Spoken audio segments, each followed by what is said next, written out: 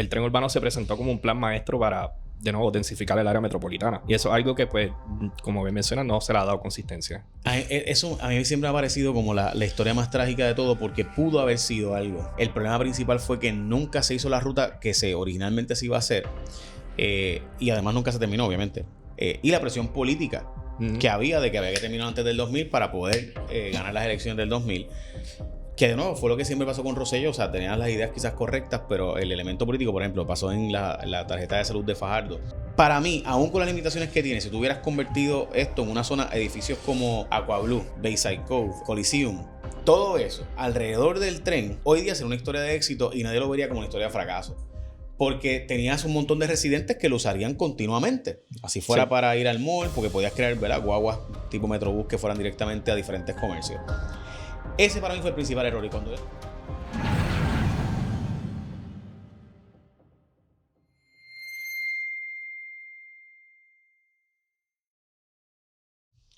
La salvación de la transportación pública. El tren urbano. Bueno, eso creíamos algunos. En los que creíamos que de verdad hacía falta un tren, finalmente tuvimos un tren. Detalle. Según el libro de Eresés Cuevas, el tren iba a ir por una ruta y cogió otra ruta. ¿Cuál fue la otra ruta? Pues ese fue el problema. Tenemos hoy a un documentalista, ¿digo? Documentalista cineasta. Sí. Documentalista cineasta. Sí, sí. Ok. ¿Qué significa eso para saber cuál es la diferencia entre un documentalista y un cineasta? Porque no necesariamente, ¿verdad?, se le dice cine documental, porque si hablas de si me refiero a cineasta documental porque también hago otro tipo de trabajo, ¿no? Y este es mi primer intento, ¿verdad?, de hacer un documental, pero anteriormente pues yo vengo ya de hacer cine ficción. Cine ficción, entiéndase cine con libreto y toda la cosa, y por eso pues hago la distinción. ¿Y cuál te gusta más? Pues mira, recientemente en los últimos años definitivamente me he enamorado mucho con el cine documental. Es un poquito más...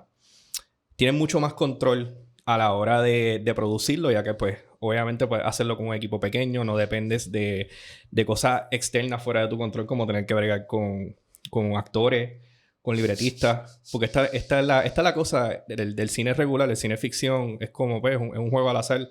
Puedes tener el mejor libreto del mundo, pero entonces quizás los actores te fallan. Puedes tener los mejores actores, pero entonces el libreto no es el mejor.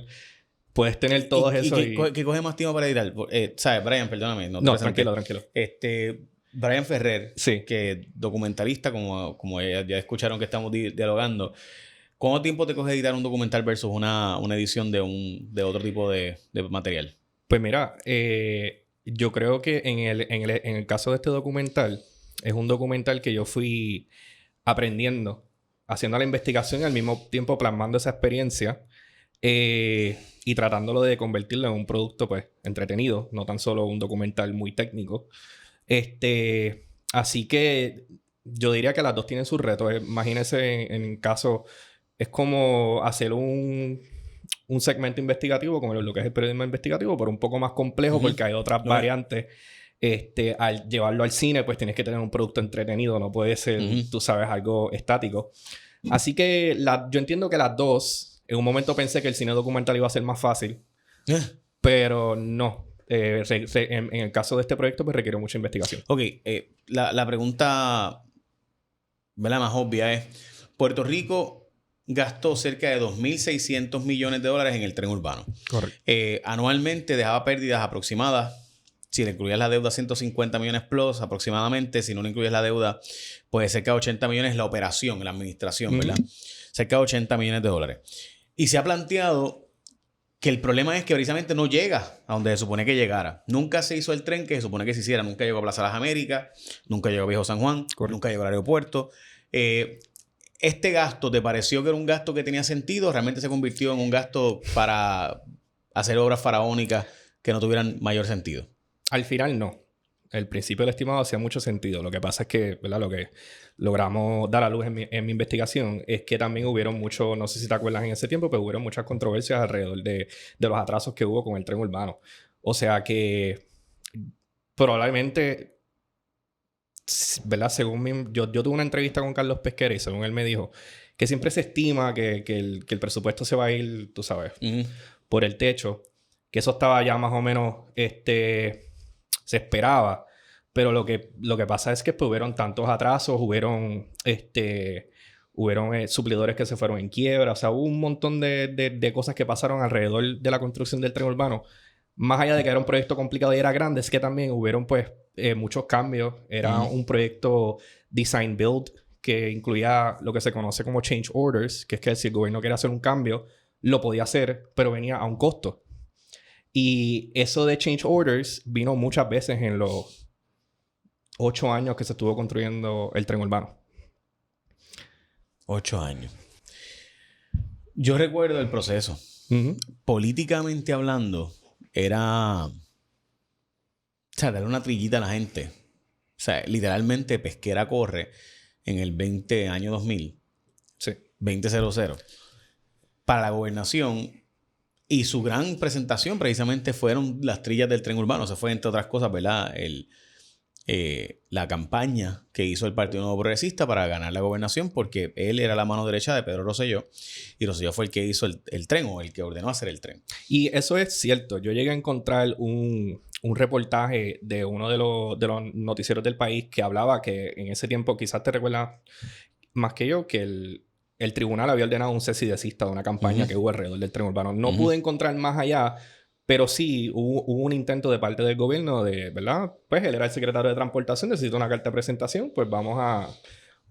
¿Verdad? Seguro. Vamos a traer este proyecto al frente. Se dieron trillas gratis. Yo recuerdo eso, que las trillas gratis que se dieron, que eran bien pequeñas, eran bien cortas. Pero finalmente quería saber, en cuanto al tema del tren, ¿por qué estudiar el tren urbano? O sea, ¿qué provocó eso en ti? Claro.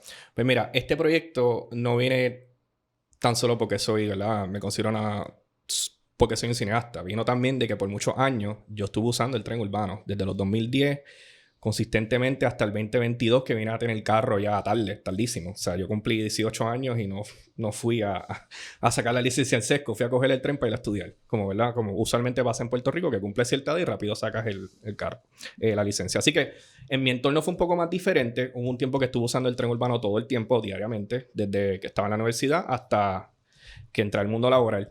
Y ya para el 19, la razón que yo empecé a hacer este proyecto es porque yo también empiezo a ver una decadencia en el sistema. Lo que en aquel entonces eran las máquinas de cobro que estaban dañadas. Después de María, que yo creo que quizás lo habías cubierto, que de repente las ATH pararon de funcionar. Por ejemplo, yo me acuerdo ese día específicamente porque yo no pude ir a trabajar.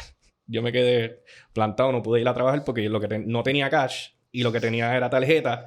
Y alrededor donde yo estaba no había una ATH. Así que me acuerdo perfectamente ese momento.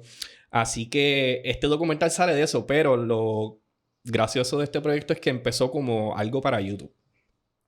Y más adelante, pues el proyecto evolucionó a que, pues, primero empezó con la curiosidad, ¿qué le pasa al sistema? Porque de momento que yo llevo usando el tren desde el 2010 y después en ese momento hasta el 19, lo veía súper limpio y de momento como que, pues, la decadencia del sistema. Y empezó de esa manera y evolucionó a este proyecto investigativo de 7 años donde dije, pues, déjame de una vez ver qué exactamente pasa porque ahora mismo el tren urbano no llega a Sagrado Corazón. Déjame ver por qué se compara tanto al ferrocarril anterior, cuál es la diferencia de del ferrocarril y el tren urbano. Eso es algo que cubrimos también.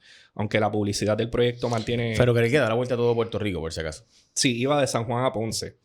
Y algo que trato también con este proyecto de plasmar es cambiar un poquito esa comparación porque realmente pues el tren urbano es un metro. Siempre se diseñó como un metro. Al baja que le pusimos tren también y eso crea como un poquito de confusión. Y contigo eso que es un metro pues sigue siendo inconcluso. Porque ahora mismo se supone que a esta fecha tuviéramos las 5 fases completas que de hecho bajo la gobernación de Pedro Rosselló se decidió fragmentar el proyecto. No fue que de momento se inventaron que había unas extensiones. Desde el día 1, el proyecto que se le presentó al gobierno federal era un proyecto con 5 fases, donde estaba Caguas incluido, el aeropuerto, Minilla, Viejo San Juan y Carolina. Y en el documental... Y se le pidió como $600 millones a los federales. En el documental damos a luz de que ese era el caso, de que el día 1 estaban las 5 fases, pero por algún cierto apuro, yo lo percibo de esa manera, de vamos a terminar esta obra rápido, pues se decidió fragmentar el proyecto. Hay un argumento de que no teníamos quizás el poder político para pedirle esa cantidad de dinero para empezarlo de cantazo y que había que empezarlo con la primera línea que tenemos actualmente que no se terminó. Yo opino que ahí hubo un error, porque de tantas cosas que se gastaron en los 90, creo que pudiéramos coger el cantazo de tener un tren más completo. Y al tomar esa decisión, cuando termina la gobernación de Pedro Rosselló y entra Sila María Calderón, se encuentran con que hay un revolú inmenso entre las agencias, ¿verdad? Había un montón de cosas pasando en diferentes agencias y a la misma vez, mira, el tren urbano. Te tengo que contar que yo entrevisté unas cuantas veces a personas sobre esa historia. Una de las personas que entrevisté fue a don Carlos Colón de Armas, que en paz descanse, el doctor Carlos Colón de Armas, economista o estudió finanzas en la Universidad de Purdue, etc. Y una persona muy querida dentro de los círculos del PNP, una persona seria. Uh-huh. Pero yo a veces creo que a pesar de lo que fue la historia, el tren hubiera sido exitoso aún con las limitaciones que tuvo si hubiéramos construido todo a su alrededor. Nuestro tren se construyó aquí, pero las residencias se construyeron en Caguas, Juncos, San Lorenzo, Sidra, para Carolina lo mismo, Canóvanas. O sea, el tren, uh-huh, aún si lo hubieras hecho de forma limitada, si hubieras construido verticalmente, es decir, porque es propiedad horizontal técnicamente, pero si hubieras construido edificios alrededor del tren que se propuso. Mira, vamos a cancelar toda la construcción fuera. Esa es otra historia de fracaso del tren urbano, ¿verdad? Uh-huh. Yo estoy ahora enfocándome en lo que son las extensiones, pero el segundo fracaso por debajo de eso está pues ese plan de densificación alrededor del tren urbano que estás hablando que no se dio. No se dio. De hecho, Río Piedras básicamente quiebra casi completa después de la construcción del tren urbano. Sí. Porque básicamente cerraste gran parte de los negocios en Río Piedras. Por X cantidad de tiempo, los que estaban abiertos pues no tenían la posibilidad porque estabas haciendo un soterrado allí. Así que había todos estos temores, todos estos miedos y todas estas cosas que pasaron. Para mí, aún con las limitaciones que tiene, si tú hubieras convertido esto en una zona, edificios como Aqua Blue, Bayside Cove, Quantum, el Coliseum, todo eso alrededor del tren, hoy día sería una historia de éxito y nadie lo vería como una historia de fracaso. Porque tenías un montón de residentes que lo usarían continuamente. Así fuera, sí, para ir al mall, porque podías crear, ¿verdad?, guaguas tipo Metrobús que fueran directamente a diferentes comercios. Ese para mí fue el principal error. Y cuando le pregunté a Carlos Colón de Armas, que fue una persona que estuvo a cargo de ese proceso, decía que el mercado, que él no creía en la regulación del mercado, uh-huh, y que Rosselló pues se le vendió como que dejáramos que el mercado en sí mismo, o sea, el capitalismo, decidiera dónde construir. Bueno, pues el capitalismo va a construir donde más le conviene al mercado, pero no necesariamente lo más le conviene al país, porque el mercado que iba a ser, bueno, yo saco mucho más dinero por unidad y por metro cuadrado, por pie cuadrado, perdón, si construyo una casa en Gurabo, gigante, una mansión, como todas las que en Ciudad Jardín se construyeron, sí, pues yo gano mucho más que construir edificios en la zona metropolitana. Pero el país entonces tenía un sector de capital que podía pagar una vivienda en Atorrey comprando una mansión en Gurabo. Y pues automáticamente era el sello del fracaso eventual, a menos que la población pues hubiera estado dispuesta a caminar y a ningún lugar, porque no había un lugar como tal donde ir. Sí, es que no hubo consistencia de parte del gobierno para seguir esa misión. Aparte de terminarlo, pues como bien mencionas, había el tren urbano se presentó como un plan maestro para, de nuevo, densificar el área metropolitana. Y eso es algo que, pues, como bien mencionas, no se le ha dado consistencia. Eso a mí siempre me ha parecido como la historia más trágica de todo, porque pudo haber sido algo. Y no se habla mucho. La realidad es que lo más que se habla es estos temas más específicos del tren urbano, que si no llega a ningún lugar. Pero más allá de los espacios académicos, no se habla del fallo de planificación alrededor del tren urbano. De hecho, el libro de Eliezer Cures Cuevas, que habla de la economía política de Puerto Rico del 1950 al 2000, habla de que el tren... el problema principal fue que nunca se hizo la ruta que originalmente se iba a hacer, y además nunca se terminó, obviamente. Y la presión política que había de que había que terminar antes del 2000 para poder ganar las elecciones del 2000. Que de nuevo fue lo que siempre pasó con Rosselló. O sea, tenían las ideas quizás correctas, pero el elemento político, por ejemplo, pasó en la tarjeta de salud de Fajardo. La tarjeta de salud de Puerto Rico empieza, lo que es hoy día el Plan Vital, sí, la tarjeta de Rosselló empieza en Fajardo. Y 3 meses después, esto fue un éxito, vamos a tumbar todo el otro sistema, vamos a migrar a esto. Que eso fue la privatización, ¿no? Estás hablando de la privatización del sistema de salud. Del de salud. Plan Arbona, okay, que era... Porque interesante, hubieron mucho, yo obviamente, pues yo tengo 32 años, no recuerdo casi nada de eso. Pero es interesante todo ese periodo alrededor del tren urbano también que tiene la privatización de la telefónica, como bien dice, la privatización que estaban pasando muchas cosas en ese tiempo. Y sí, el Trump de ahora, o sea, había todo el tiempo, había una noticia ocurriendo en Puerto Rico, por ejemplo, el tren urbano llegaba a Centro Médico y básicamente es la única parada que llega a un lugar que tú puedes decir, aquí hay algo que se le sacó más provecho. Vamos a ver, sí, lo que pasa es que también, pues, sí hay lugares que el tren urbano... La UPI es la otra, ¿no? Yo diría los lugares más útiles generales, porque también en mi entorno era un tiempo donde pues, yo vivía cerca de la estación, yo trabajaba en la mina de oro, ahora no, ahora estoy un poquito fuera de esa ruta y pues no necesariamente el tren urbano me funciona. Pero sí hay lugares que funcionan como, digamos, pues, obviamente, aunque la inversión fue mucha, llevar el tren urbano a universidad. No fue nada fácil y yo diría que donde más el tren se escocotó fue ese túnel soterrado. Sí, porque el costo y el atraso. Nunca habíamos hecho algo similar como ese túnel, o sea que tampoco había mucho la experiencia, pero yo diría que las estaciones útiles obviamente son la UPR. Bayamón es un buen ejemplo. No sé si has visitado Bayamón recientemente. Sí. La área, hay un buen ejemplo ahí de opciones cuando te bajas del tren urbano. Puedes ir a Canton Mall, que tiene varias oficinas de gobierno. Esas cosas se supone que estén pasando en las otras estaciones. Realmente no está pasando. Así que son muy pocas las estaciones donde sí te puedo decir hay provecho en ellas. No, además de que el deterioro, o sea, yo recientemente vi una persona que era obvio que era un paciente de salud mental y estaba en la Atorrey. Y en Atorrey hubo un momento dado, como tú mencionas que trabaja la Milla de Oro, Atorrey hubo un momento que tenía 19 bancos. Pues obviamente sí, había un montón de gente. El tapón en Atorrey, ¿verdad? El tránsito en Atorrey era simplemente absurdo en comparación con lo que hoy. Yo he visto fotos de quizás los 80, 70 de esa área natal. Sí, era imposible, o sea, porque yo llegué a vivir, obviamente yo tengo 10 años más que tú, así que pues viví esa época, ¿no? Yo viví los 90. Tú no lo viviste, pero eras un niño, ¿no? Sí, sí, infante. correcto. Y eso automáticamente, o sea, el cambio dramático con las 936 versus la serie 936, pues ya la banca internacional se fue. Y esos bancos como lo era el Citibank, el Royal Bank of Scotland y tantos otros estaban aquí, pues llega un momento que ya pues, no estaban aquí. Y eso automáticamente cambió gran parte de la ruta por la cual se hizo el tren. Pero nada. Podríamos hablar también de cómo toda esa población que se construyó para el tren casi no existe ya. ¿De acuerdo? Esa es otra conversación, pero ¿no? tenemos una población envejecida que debería estar sacando de provecho al tren. Y que si hubiéramos construido alrededor del tren la vivienda, pues probablemente tendríamos todas estas personas recibiendo servicios de salud en centro médico y en otras áreas cercanas al tren, porque la zona médica de Puerto Rico no solamente es centro médico, ¿verdad? Pero sí está en Atorrey está Pavía, en Santurce está el otro Pavía.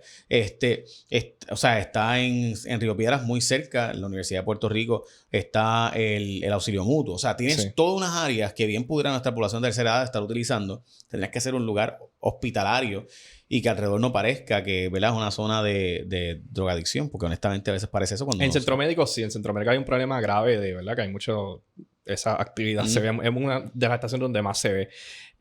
Y un ejemplo, ¿verdad?, para que sepan que estamos... Algo que pueden ver, como el ejemplo que estamos tratando de dar aquí, es el Sagrado Corazón, esa área donde construyeron un CVS y un Walmart. Digo, perdón, un CVS y un Popeye. Había un plan para hacer vivienda también ahí. O sea que ahí hay un claro ejemplo del mal uso que se le ha dado al terreno alrededor del tren. Sí, van a ser unos edificios allí bien grandes y con mucha gente. Y es una pena porque entiendo que no se puede dar para atrás, que van a hacer demoler, o sea... ¿Se puede? Bueno, siempre se puede. Se puede, pero hay que pagar la expropiación y es cara. Y eso pues automáticamente muchos desarrolladores van a decir, no me conviene. Además de que Popeye es bien bueno el pollo. Ok, el jueves empieza tu documental. ¿Dónde? Sí, el documental va a ser el estreno comercial. El documental tuvo unos screenings en festivales, pero desde el 29 de enero va a estar en Plaza Las Américas por varias semanas. Si el apoyo es bastante grande, pues puede estar varias semanas, se puede extender. Pero hasta ahora va a estar en Plaza Las Américas y West en Plaza de Mayagüez. El documental dura 1 hora y media. 1 hora y media documental sobre el tren urbano, la historia detrás del tren urbano. Esto es, de nuevo, desde el jueves 29. Sí. Y si usted va y logra que su gente vaya, pues se extenderá. Y adicional también se cubre un poquito del ferrocarril. Sé que hay mucha gente que también hay un público ahí Ansioso por saber qué pasó con el ferrocarril. Muchísimo. A mí me encanta Pues la ya historia del sabes, ferrocarril. Ahí tienes una excusa, Sí. Pablo. Le damos como unos 30 minutos. Que, by the way, en el video de Bad Bunny de la playita, pues, sale El túnel de Oaxaca. el túnel. Oye, nunca... ¿Sabías que hay un museo del tren en Sí. Puerto Rico? ¿Ha ido de Sí, casualidad? no, o nunca he ido, pero sé que existe. Sí. Me lo habían comentado, varias veces me lo han dicho, pero nunca he ido. Y también, igual que el Museo del Café, que me enteré otros días y fui. Sí, hay muchas áreas que pudiéramos aprovechar para... No, ese señor, ¿verdad? Tengo que comentar, el dueño del Museo del Tren Isabel es la persona que está manteniendo esa historia viva ahora mismo. No hay un proyecto como el de Víctor Díaz, que es el del Museo del Tren Isabel. Él tiene ya las máquinas, las rescató. O sea, hay una historia ahí que nosotros cubrimos en el documental. Impresionante. Los intereses económicos que hubo para destruir... O sea, yo no conozco ningún lugar del mundo, quizás lo hay, a lo mejor me puedes orientar, que destruya un ferrocarril. Porque, o sea... es que nada más, aunque no vaya ni una sola persona, la carga, el movimiento de carga es tan eficiente cuando tú lo haces en un tren o un ferrocarril vis a vis hacerlo en un camión. O sea, el costo es dramáticamente más bajo. Pero aquí había un interés de verdad de darle y habían incentivos, que cuando hablamos también en el documental, habían incentivos federales más para construir lo que en ese tiempo eran los nuevos expresos.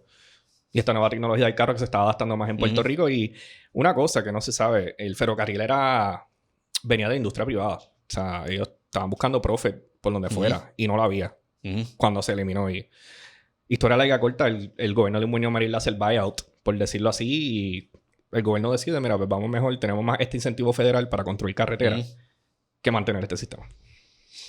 Sí, o sea, los trenes no dejan dinero, por regla general. Los trenes son peligrosos, pero te generan una actividad económica alrededor que se supone que es donde está la ganancia. O sea, el tren de Nueva York deja pérdida, pero tú te bajas del tren y tienes un montón de gente que tiene recaudos, que va a tiendas, va a oficinas médicas, va a oficinas de servicios, va a negocios y automáticamente pues deja las ganancias alrededor del tren. Es como, o sea, el tren es como el periódico, quizás los medios. El medio puede dejarte pérdidas, pero los productos que tú enganchas alrededor, ahí, pues entonces... Oye, y te pregunto, ¿cómo tú ves el tema? ¿Tú crees que se debería entrar en el proceso de coger ese cantazo? Me hacen esa pregunta un montón.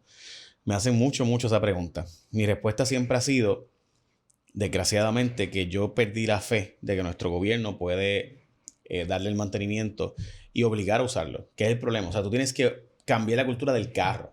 Y para tú cambiar la cultura del carro, tienes que básicamente obligar a que la gente se baje del carro. ¿Y cómo tú haces eso? Bueno, pues creándoles unos tapones tan bestiales, así que probablemente usando unos carriles de la carretera actual para extender el tren. Que puede ser un tren liviano, puede ser un tren con goma, no tiene que ser de rieles. Sí.